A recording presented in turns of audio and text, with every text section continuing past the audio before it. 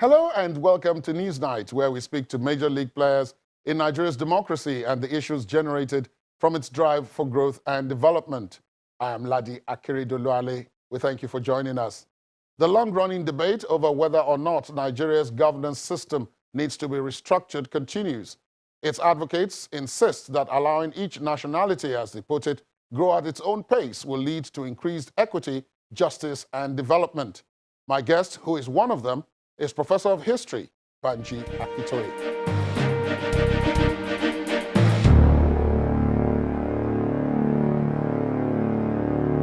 Professor Akintoye, thank you so much for your time. Welcome to Newsnight. Thank you. You spoke at a public lecture in commemoration of the Yoruba Kiriji War. Yeah. Many students of history know that that war was probably the longest in the annals of world civil wars. But it was almost exclusively within Yoruba land. Now, before I come to what you said there, the war itself, did we, as students of history, take any lesson from there in the way you're seeing us behave now? Yeah, I was actually looking at the lessons to be drawn from our history of the war and the events that followed. The fact that after the war, we became very rapidly highly educated people with university professors. Some, by the 1880s, when the war was coming to an end, some Yoruba families were already producing their third generation of university graduates. We had started in 1859. We published our first newspaper on the African continent in Abeokuta, and very rapidly other papers followed, especially in Lagos and so on. And in the 1990s, as the British or as the Europeans were sweeping over West Africa or Africa to establish colonies, we Yoruba, and they were becoming very arrogant. The Europeans were becoming very arrogant and talking about the inferiority of the black man. They said the black man has never created any index of civilization and can never do so, and so on. But we Yoruba showed them that we could.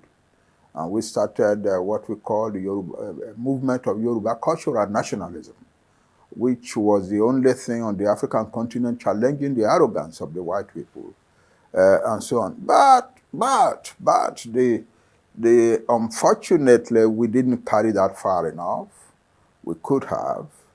And if we had done that, we had the influence to prevent what later happened, our becoming a British colony, and our becoming part of a large country. We could have. We are a large nation on our own. We don't need to be part of any country. You're referring to the Yorubas? Yes, the Yorubas, yes. We made mistakes. We had the military power, very big military power, to resist any incursions of colonialism into our territory. We commanded a lot of influence in our educated people who could have influenced the European government back in Europe. We commanded a lot of influence in our missionaries. One of them was the highest church official in the whole of West Africa. We had our clergy had a lot of influence. And then we had great traders in the interior, especially in Lagos and Ajashe, Porto Novo. Some of these merchants already had shipping lines of their own. And we had these powerful newspapers, though, that were the pillars of this movement of Yoruba cultural nationalism. We had all of that, and we yet let our land become British colony, or partly British colony, partly French colony, partly German colony. It's puzzling how we could command such enormous power in our hands, and yet let ourselves become the colony of any other country in the world. And we had the military power too. I have estimated that by 1992, when the first attempt was made to conquer the Ijebu kingdom, there were in different kingdoms and authority in the hands of different authorities in Yoruba land, over 500,000 very highly seasoned soldiers, commanded by very powerful, great commanders. We didn't pull all of that together. We didn't pull our military resources together. We didn't use our influence in the media. We didn't use the influence of our educated people. We didn't use our influence in the church circles in Europe through our clergymen, and we let our country become a colony of the British, and partly the French and partly the Germans. We who are students of history, we are looking at that. What really did happen? How could the people who are so powerful and so rich and so capable simply let their country slide the way the other parts of Africa slid? That's one thing. So my question now to Yoruba people is, okay, today we are still a very large country, still the largest country, the largest people, the largest single nation in Africa, the most educated, with enormous power beyond Nigeria. In a meeting recently, I was talking and I said, we Nigerian Yorubas are about 56 million, but in this country of Brazil, we have about 54 million Brazilians. So people shut up their hands immediately and said, no, sir, you are wrong. That's old statistics. We are more than 70 million now in Brazil. So we are in Brazil, we are in Cuba, we are in all the countries, in most of the countries of the Caribbean, we are in Central America, and then that's the old diaspora that was formed in the time of the Atlantic slave trade. But the new diaspora that has been forming gradually since the time of independence in Africa in the 1960s, the ones to which I have belonged for about 25 years before returning home some 3 years ago. We are a very large and powerful nation. We have a lot of influence. But now here we are being ground to the dust, by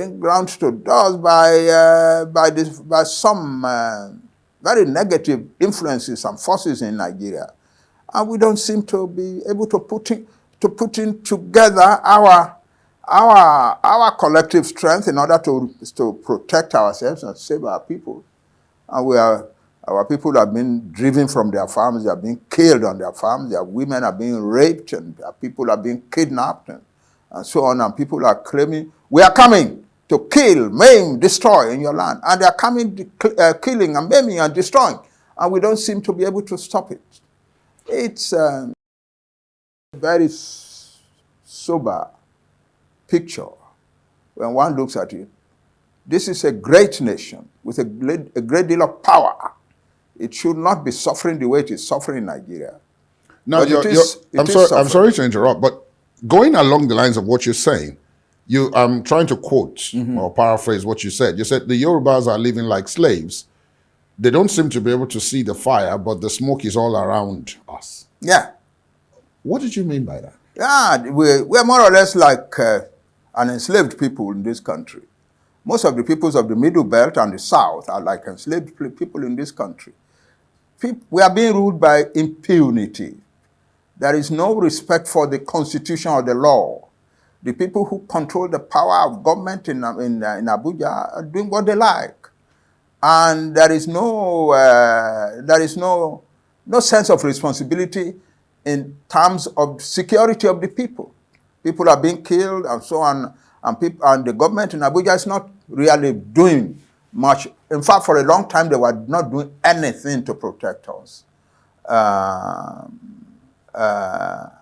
And they are using their power more to compel the authorities of our states to make it possible for people who say we are coming to kill and maim and destroy to enter into our land and to take territory and settle, under whatever name you may call it.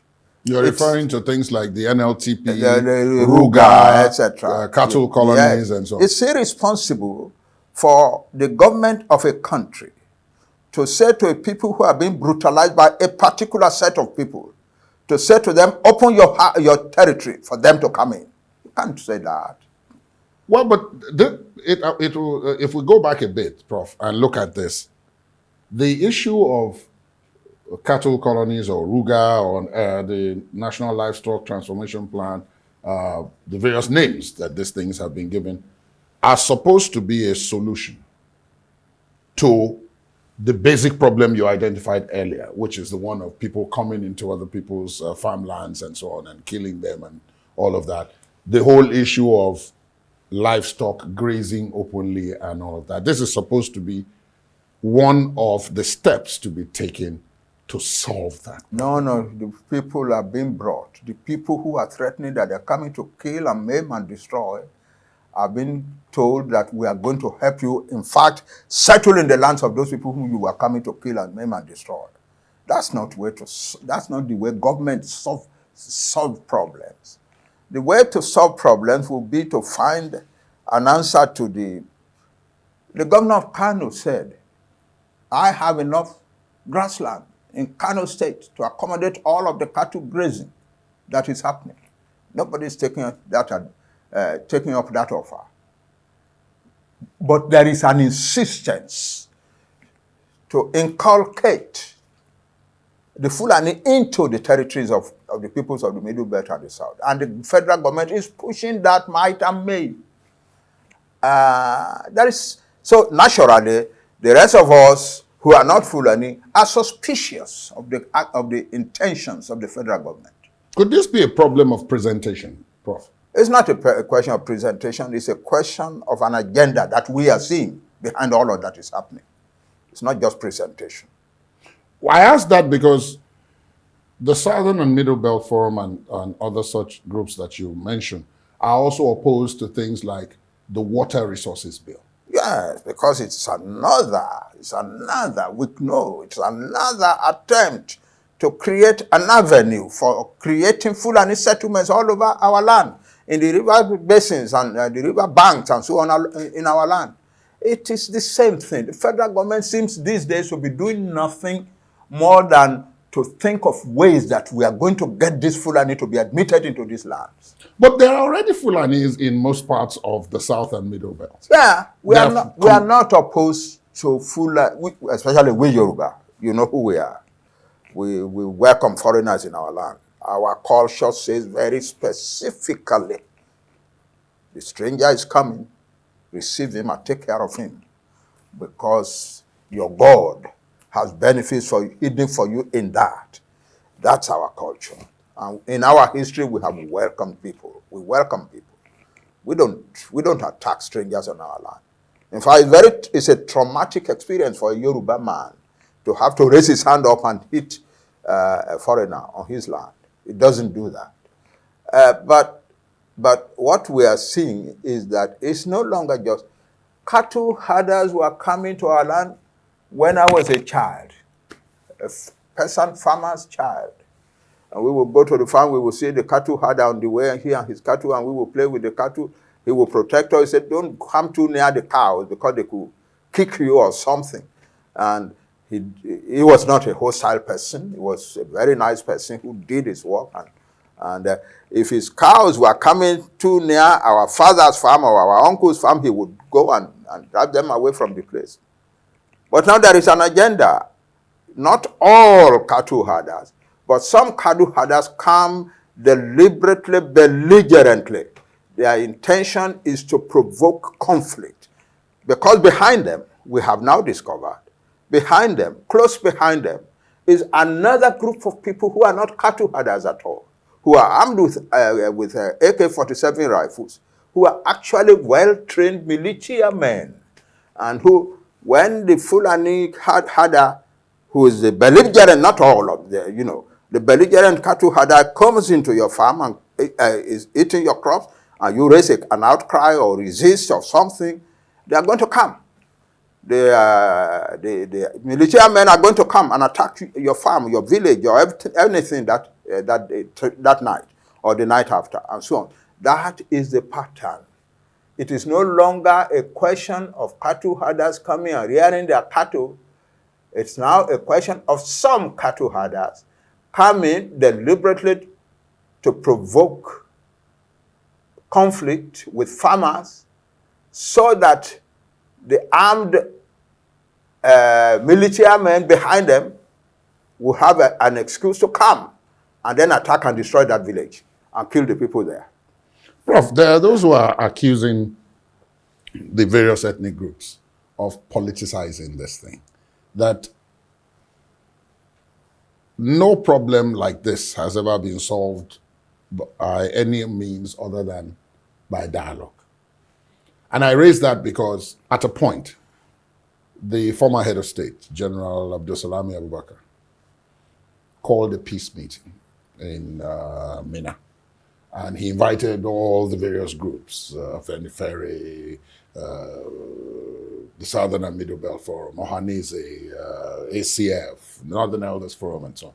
But the Southern groups that were invited said they weren't going once it became clear that one of the groups that was invited was the umbrella group of this people you describe as those entering other people's farmlands and actually raping, maiming, and killing them, that they weren't going because those people were going to be there. And there were those who asked the question, but these are the people you should actually be talking to. With benefit of hindsight, I mean, that meeting has come and gone now. With benefit of hindsight, was that an error? No, that was not an error. Why? Well, I still am shocked that anybody would equate Yetiala with Afenifere or Ohaneze or Pandeb. Oh, really? Yetiala has presented itself as a terrorist organization. Afenifere is not a terrorist organization. Ohaneze is not a terrorist organization.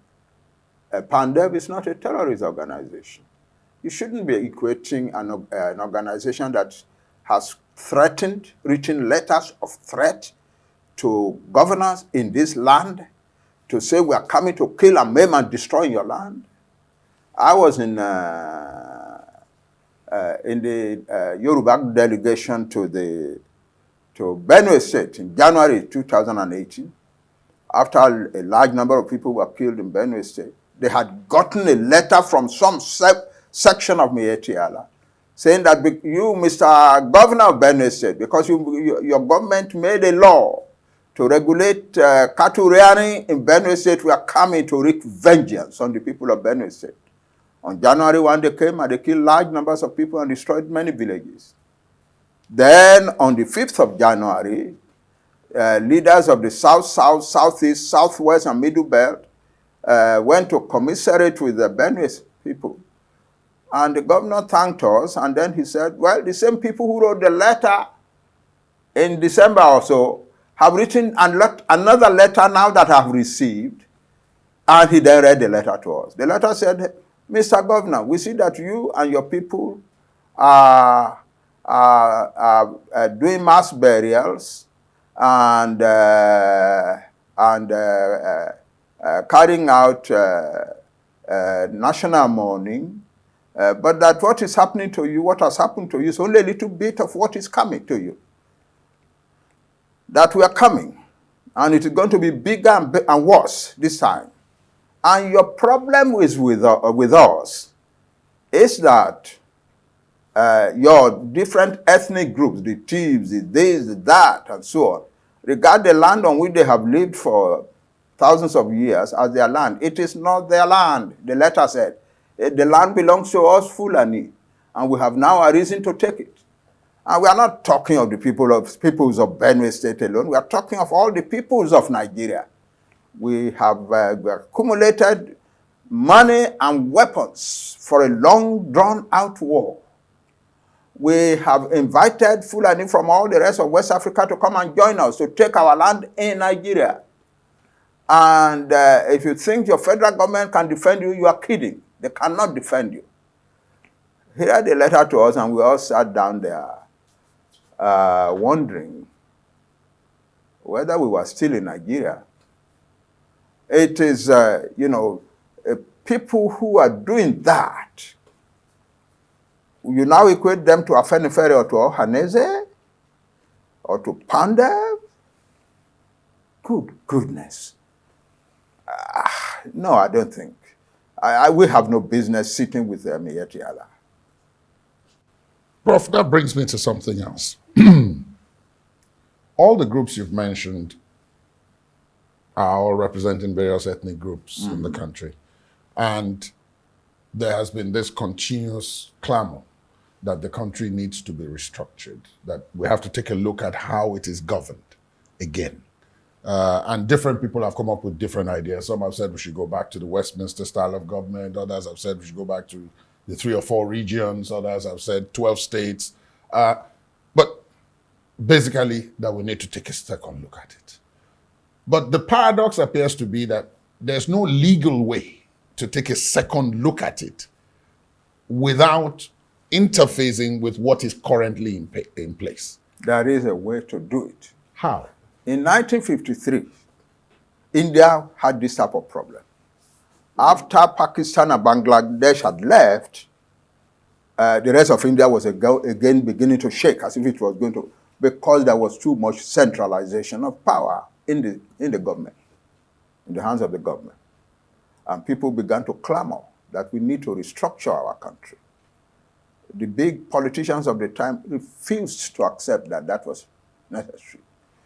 The Prime Minister, Jawaharlal Nehru, threatened as if the country was restructured, especially restructured on the basis of respect for nationalities, for linguistic groups, that he was going to resign, because he feared that that would lead to the dissolution of India.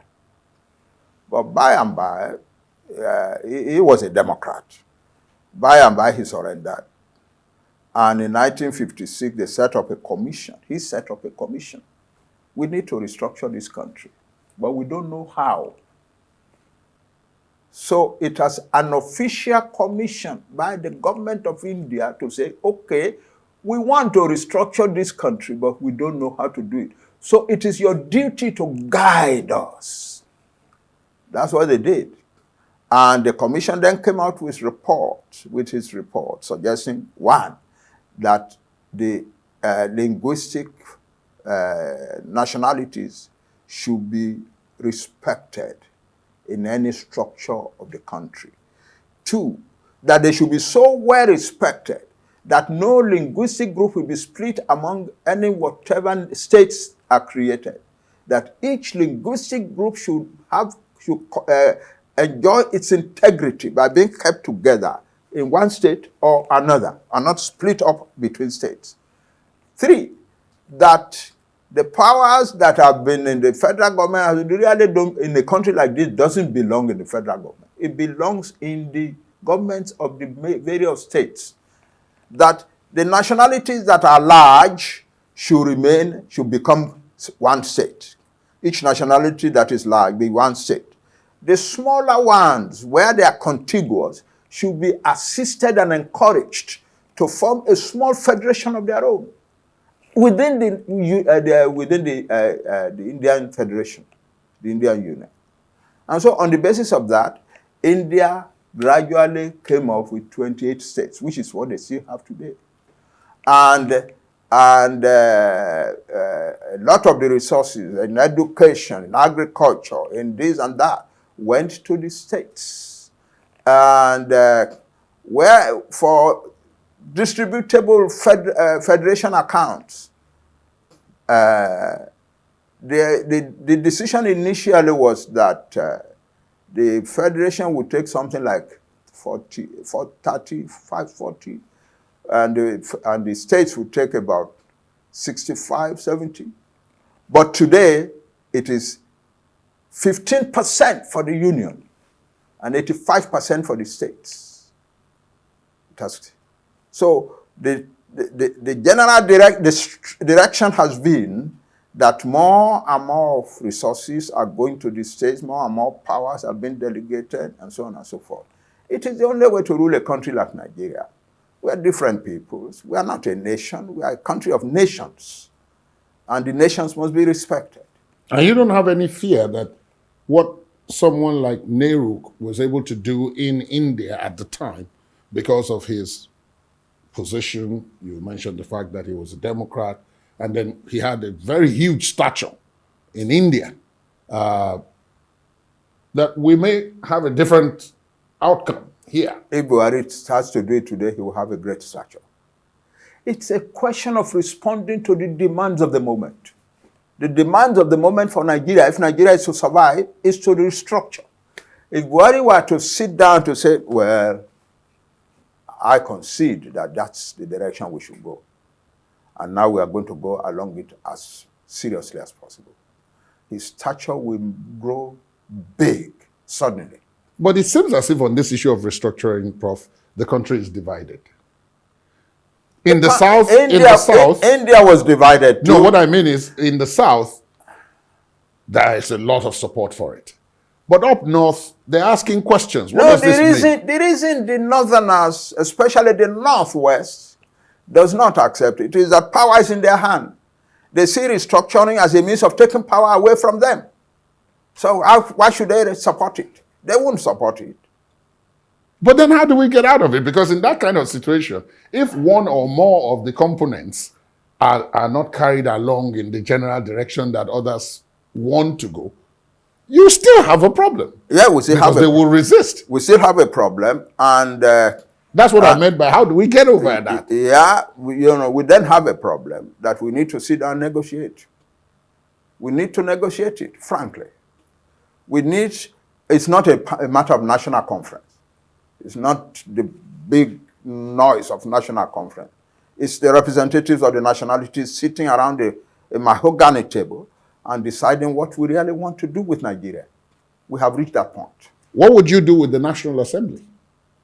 Oh, no, that's the institutions. I'm not talking about the institution. No, but that's what I'm raising. I'm talking of negotiations among the owners of the country. The owners of Nigeria are the nationalities, the nations that are in Nigeria. They are the owners of this country. But they are represented in the National Assembly. Yeah, they are. But the you have to raise this above the level of the institutions and create a situation in which we can negotiate together directly and not leave it to the National Assembly or even the executive government. The negotiation among the people, among the peoples who own Nigeria. Well, you talked about it not being about the national conference, but isn't that what the national conferences have been about? No, the national conference. 2014. No, the national conference is created to legislate. This is not legislation. This is negotiation about the fundamental question of Nigeria itself. Well, in that case, Prof, there are 300, going by what we now are told, there are 378 ethnic linguistic groups in Nigeria. Mm-hmm. There are big ones, and as you pointed out, there are less than big ones. Yeah. So even on that score alone, in terms of the sheer number, how do you take this kind of proposal through all those groups? India has more of such nationalities than Nigeria does. India has a population that is about 5 times that of Nigeria. Nigeria is only about 200 million. India is 1-point-something billion. It has a territory that is the largest country on earth. When they put down the principles, the large nationalities will become states. The smaller contiguous nationalities will be assisted to create a federation of their own. But would that create new major groups and new minor groups? Because that's always the fear. No. I'll give you an example. There are some states that were created when Nigeria was 19 states. There were some states that were created when they became 30 states. That under the 19-state structure, there were ethnic groups in some of those states that were minorities in the states. But when they became a 30-state structure, they became majorities in the new states, and then there were new minority ethnic groups that continued to cry. Listen, those are situational mathematics. Yes. We are talking of the existing nationality structure that God himself put there. It is there that you deal with, not national, and no nationality be split. Even when the nationalities come together, if the smaller nationalities come together and create a little federation of their own, they must use the boundaries of local government to create, to preserve respect for the integrity of the smallest nationalities. That's the only way to get to move forward. And If Nigeria were to continue to try and govern itself the way we are governing ourselves now, with all the power in the hands of the federal government, with the federal government being so powerful that it wants more power. That's what is happening. The federal government is so powerful now that its whole orientation is to seek for more and more power, more and more power. If the federal government can do it, they will abolish the land use decree so that the federal government will be the owner of all land in Nigeria. There's nothing that is too much for them to imagine because they feel that they are in control. No, you can't. If you try to rule a country like Nigeria like that, it will break up in the end. And it is not a good thing to let this country break up. It will break up if we do not do something about this in a hurry. Prof, another major challenge, and which may be feeding the one you are describing, is the general state of security. And it would appear as if already, even without a clear policy on that, the regional blocks, the geopolitical zones, are taking matters into their own hands and putting in place strategies or measures to protect their own regions. In the South, you have the Southwest putting in place its own measures, the Southeast doing the same, and the South-South, even the North Central, where you have the Middle Belt. Now, are you satisfied from what you see that this is now the way to go, as opposed to having a national coordinated strategy to protect the country?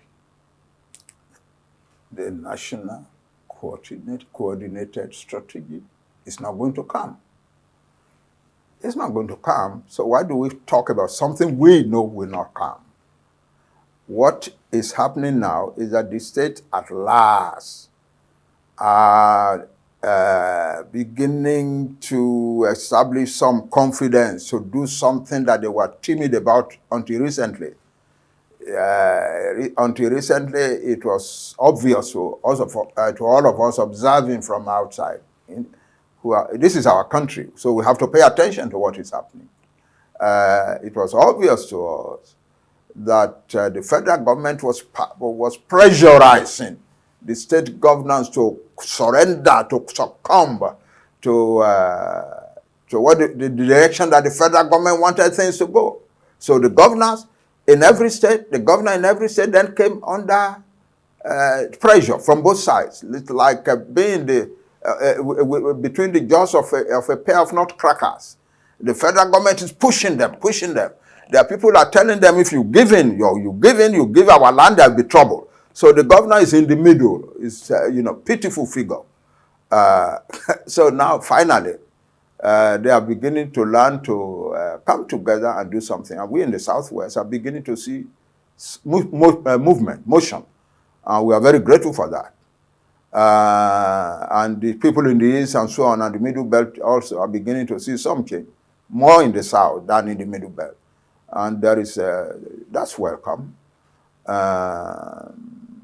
So we must hope that they will push it harder and harder, further and further, until we have a very solid cast iron system of protection of our lives, of the lives of our people in our region, in our zone.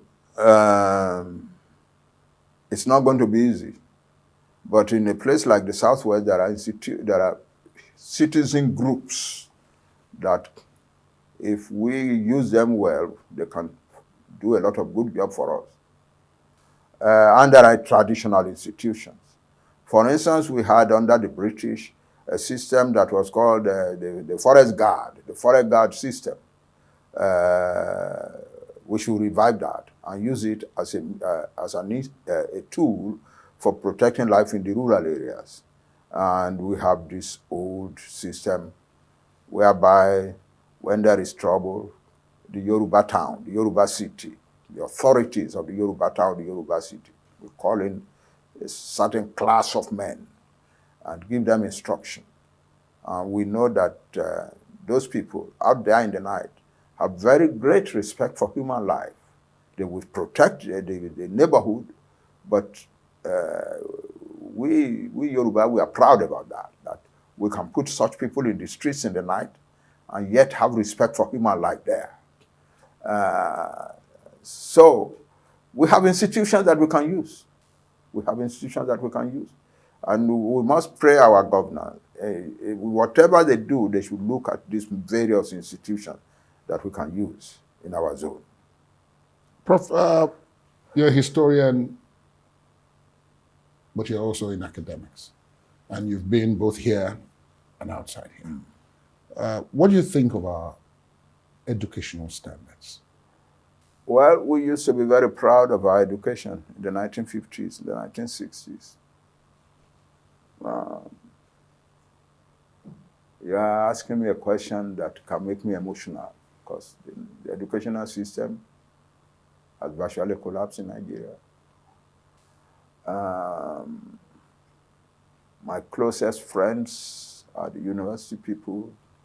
My favorite places of visit are the university campuses. That's where my root is. I am unhappy. I'm very sad about what I see. What do you see? Disintegration, decline, poverty, loss of excellence. That's what I see everywhere, in primary schools, in secondary schools, in teacher training colleges, in universities, especially in the universities, which is where I know most. It's shocking what is happening to our universities. This in 1982, as a Nigerian senator, I was invited by the government of South Korea to give a lecture in Seoul.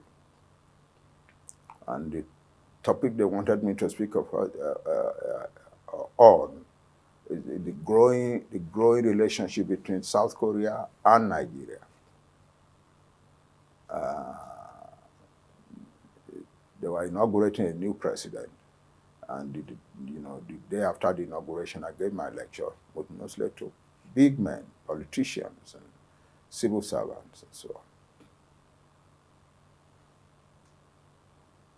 I was bragging that day. I was bragging. I was saying, I know you people are thinking of oil. Yes, we can supply oil to you, to your growing industries. But there are things that we have achieved that we can also teach you. For instance, we have built some of the best universities in the British Commonwealth. We have built some of the medical schools in the British Commonwealth. We have the skill. We already have acquired the skill for doing those things. And we can impart that to you.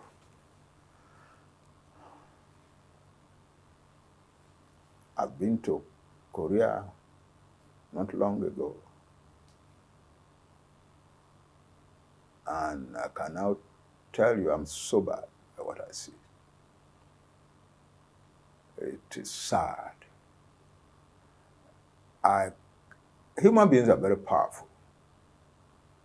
It's a great phenomenon that we Nigerians have taken the educational system of our country and within a short time have dragged it down all the way to the ground. It's wonderful. It's horrible. It's horrible. So that's what has happened to our educational system. What can we do about it? I wish I could answer that in a few sentences, but let me take it. We need to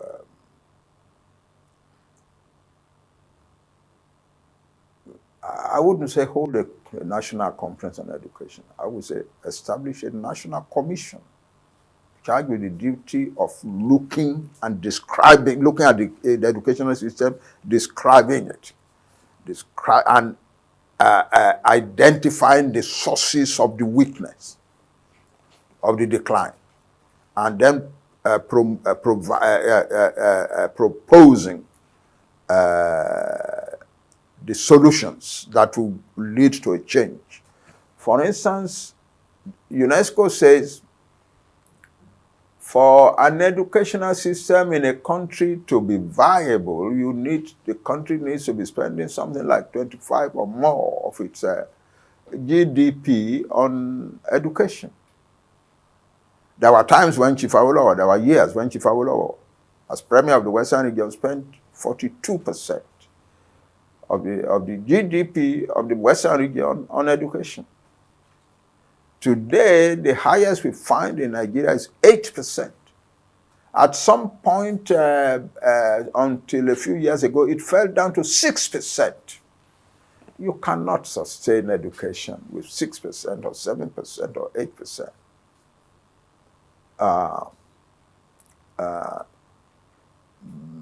But you cannot leave that to the budget, the people who make the budget. They make the budget on the basis of what happened last year. You are talking of a commission that can say this is wrong. You are destroying our country with this type of budgetary allocations to education. We must raise it gradually, this way, next year, until we reach the right percentage. You need a commission to do that. And when we set up such a commission, we don't make it Nigerians alone. We bring people into it from UNESCO, from other countries, and so on and so forth, who can help. I believe we can change the situation. I believe we can, if there is the will to change it, that is. If there is the will to change it, we can change it. Now, there's cooperation between groups representing ethnic nationalities right across the South. South-South, Southwest, Southeast, Middle Belt. And from what I hear, because in the chair you're sitting in a few days ago was Chief Edwin Clark. And he was talking about the same cooperation. And I'm going to ask him a question. I'm going to ask you a question I asked him, which is that this cooperation is going on right now because there are certain strategies that these groups now have in common. But there are those who are saying the battle for political power come 2023 is likely to create some level of agitation, even within these groups. Because there are some who think we shouldn't even be talking about 2023. There are others who think, well, if we're talking about 2023, then it should be the turn of some people, not others. Do you think that's likely? That the cordiality, the friendship, the cooperation that is currently ongoing between these groups might be affected by this struggle? I am very hopeful, might even say confident, that the Southern and Middle Belt Leaders Forum will hold together. What confronts us is so big that an election is a little thing compared with it. In the Southern and Middle Belt Leaders Forum, we are elders of nations that are under enormous pressure. Chief Clark says, because I put it to him that the political calculation being done by some is that by that time, the North would have done 8 years. And that by the gentleman's agreement between some of the major political actors, it will be time for power to come back down south. And that at that point, where would it go? Because in the South, you have 3 geopolitical zones. Of those 3, 2 have had a shot at it. the Southwest has, the South-South has. So logic would presume that it is the turn of the Southeast. Do you buy that? Beautiful thinking, but that's not what is going to happen. Already significant elements in the North are saying that they have the power, the federal government, and that is not, they are not going to let it go in a hurry.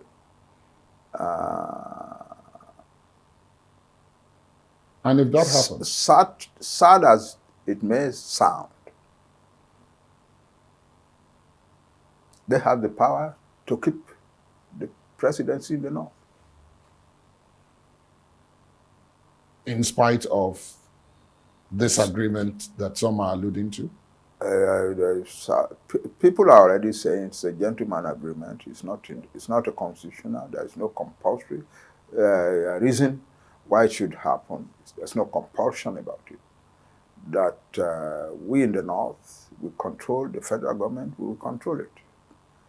In 2023, there are already people in the North who have been groomed for the position of president after Buhari. We know what is happening. When I said that our nations have become like slaves in Nigeria, I mean it seriously.